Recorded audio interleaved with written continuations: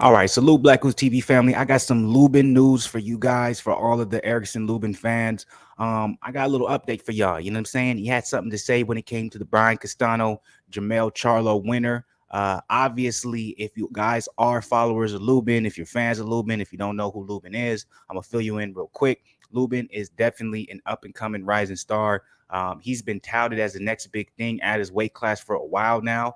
If you guys don't know, you should know because it's the only loss on Lubin's record. It was against Jermell Charlo. A lot of people said when he did fight Charlo, a lot of people disputed it because they said he's just way too young.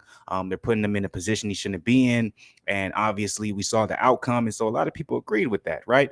Even Jermell Charlo said himself, he said, they should not be putting this young man in the ring with me. He's a beast. He has a bright future, but they're putting him in too early. And he showcased himself and proved that to be actually an actual fact when it came to the skill set level differences, and really could come down to experience as well, because Lubin's skill set, in my opinion, is actually at the same level as Jermell, or maybe even better. But the experience of Charlo, the power of Charlo, him being such a big boy at that time, was just too much for Lubin. But this is his only loss, right? He came back, built himself back up, and literally is beating everyone in his path. And if there's one thing that, if you follow Lubin's career, he said over and over, I want that goddamn rematch because, hey, now I do realize maybe I was a little bit too young. Maybe I wasn't ready, but now it ain't going to be the same. It ain't going to be the same scenario. It ain't going to be the same result. But with that being said, by the way, salute to all the Lubin fans. Let's go ahead and talk about it. Lubin said himself, I feel like I'm number one in line for the winner of Charlo Castano. Now, why is this the article that we need to talk about? Obviously, number one is because Lubin's going to be fighting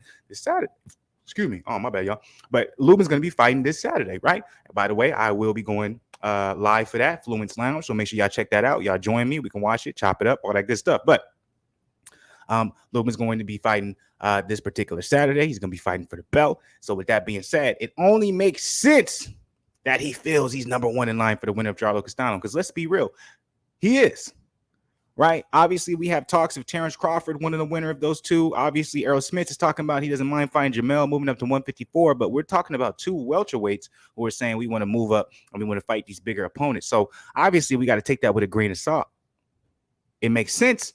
We will talk about it, speculate, and also wish for that to be more of a scenario, because we're talking about two pretty big names at 147 coming up and fighting either Charlo or Castano. Castano has already made it known to Errol Spence, hey, you remember when I knocked you out in the amateurs? I knocked you out in the amateurs. I knocked you down in the amateurs. Errol Spence responded. He said, no, that wasn't the case. So you already see guys like Lubin being overlooked and not talked about because we have these big stars at 147 saying, hey, I'm thinking about moving up to 154. When in reality, a guy like Lubin should be the one who's being talked about the most, who's getting the most recognition when it comes to Charlo versus Castano and the winner of that fight and who gets the winner. Now, this is the thing, though, too. If Castano happens to beat Jermell Charlo, I would not be surprised if there's not going to be a rematch clause. The first fight was a draw. Castano was the second. It's hard for me to believe PBC is dumb enough not to allow Jermell to get one more chance at that. Now, if Jermell beats Castano, I do not see a rematch taking place.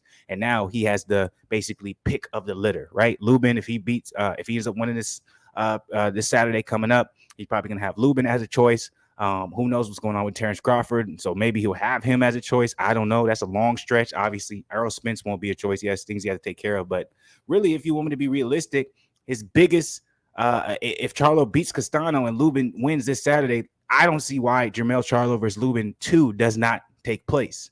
Now, if Castano beats Charlo, I think Castano versus Charlo 3 happens, and then Lubin's kind of left on the back burner if he gets the W. But this is for all my Lubin fans, man. Let's get into this article. Let's see what they have to say. So we're going to start at the very beginning. If I got to, kind of stream through some stuff or, glide through some things that don't make no sense or really doesn't matter, I will do that. But I'll let y'all know if I need to. If was somewhat frustrating for Lubin to watch Jermell Charlo and Brian Castano fight to a split draw on July 17th. 3 weeks earlier, Lubin knocked out former 154-pound champion Rosario in the 6th round of what we consider a very risky fight for a contender who clearly has been willing to fight anyone while attempting to rebuild his career following a devastating defeat to Charlo. Yeah, and not only did he knock out Rosario, he made it look easy.